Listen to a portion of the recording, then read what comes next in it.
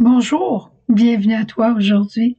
Nous en sommes à la 5e semaine du carême. Je dirais que c'est la dernière semaine parce que la semaine prochaine, nous allons être la semaine sainte.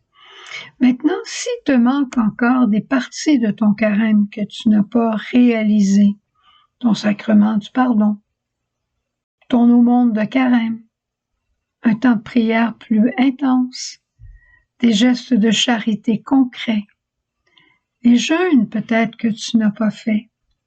T'es pas en retard. Commence tout de suite aujourd'hui. Commence tout de suite aujourd'hui. Demande la lumière au Seigneur et demande sa grâce. Et justement, le thème de la liturgie aujourd'hui, c'est la lumière. Jésus se propose dans l'Évangile. Jésus dans l'Évangile va dire « Je suis la lumière du monde ». Comme il va dire « Je suis le bon pasteur ». Je suis le pain de vie, je suis le chemin. Il est la lumière. Et quand on est en sa présence, on est dans la lumière. Même si on ne la voit pas complètement, quand on recherche le projet de Dieu, on est déjà dans la lumière. Et on sait ce que ça donne, la lumière. La lumière, ça donne la vie aux plantes, mais ça nous donne la vie à nous aussi. La lumière, ça apporte la joie.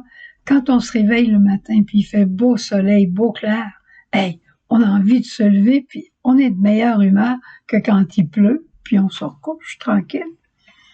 La lumière, ça apporte la sécurité aussi. Pas drôle quand il fait noir, puis qu'on essaye de marcher, hein? On s'en va souvent à tâtons. Et on voit dans l'évangile de ce jour, aujourd'hui, les pharisiens qui refusent la lumière. Ils ont la loi, ça leur suffit. Parce que Jésus, lumière, vient changer des choses dans nos vies. Il vient faire un éclairage ici, il vient faire un éclairage là. Il vient nous montrer un nouveau chemin. C'est dérangeant, ça. Je peux te le dire. Mais les pharisiens, ils veulent pas être dérangés. Alors, ils s'en tiennent à la loi, ils rejettent Jésus. Carrément, ils veulent pas être dérangés.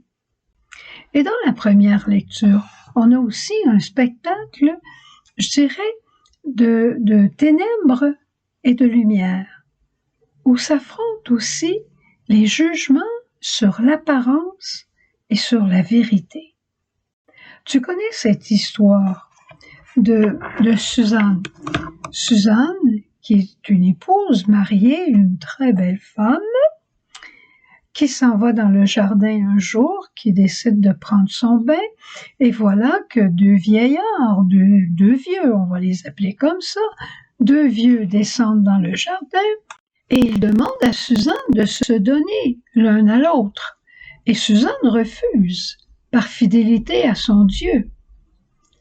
Alors, les vieux lui disent, très bien, on va monter un complot contre toi, et tu seras condamné. Tu vois? Alors, qu'est-ce qu'on a encore ici? On a la lumière, Suzanne, avec un cœur pur.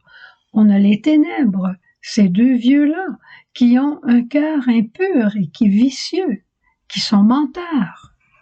Et en même temps, on va voir Suzanne qui va crier vers Dieu, « Seigneur, viens me sauver !» Et on va voir ces hommes qui se détournent de Dieu et qui se tournent vers la chair. La lumière et les ténèbres. Dieu est venu au secours de celles qui criaient. Il a fait surgir mais Daniel dans l'assemblée. Et Daniel est arrivé comme un prophète. Il a dit, vous pouvez pas juger une femme selon ce que disent deux vieillards. Vous pouvez pas juger, en d'autres mots, sur les apparences. C'est vrai que Suzanne, elle est jeune, qu'elle est jolie, mais c'est pas parce qu'elle est jeune et qu'elle est jolie qu'elle a un amant.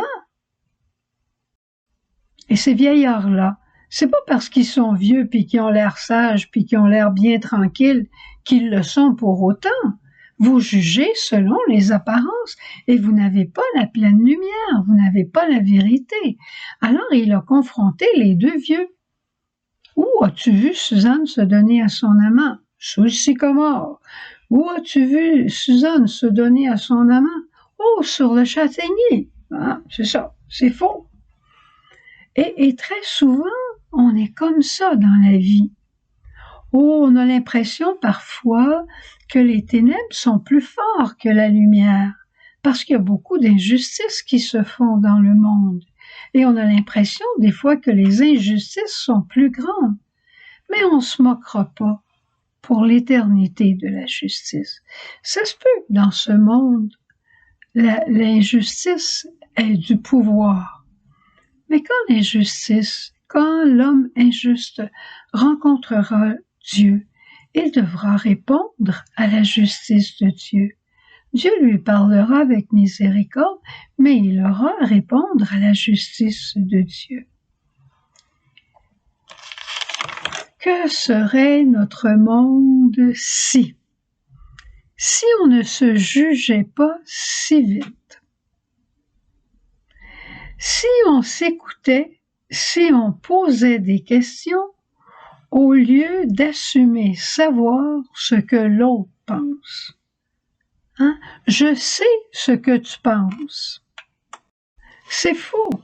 On ne peut pas savoir ce que l'autre pense. Que serait notre monde si on se voyait comme des créatures, comme des enfants d'un même Dieu et Père? Imaginez le respect qu'on aurait. Moi, j'ai un frère, vous le savez tout le monde, Paul. On n'a pas le même avis. On ne voit pas les choses de la même manière. Mais touche pas à mon frère. Je vais respecter sa manière de vivre. Il va respecter la mienne.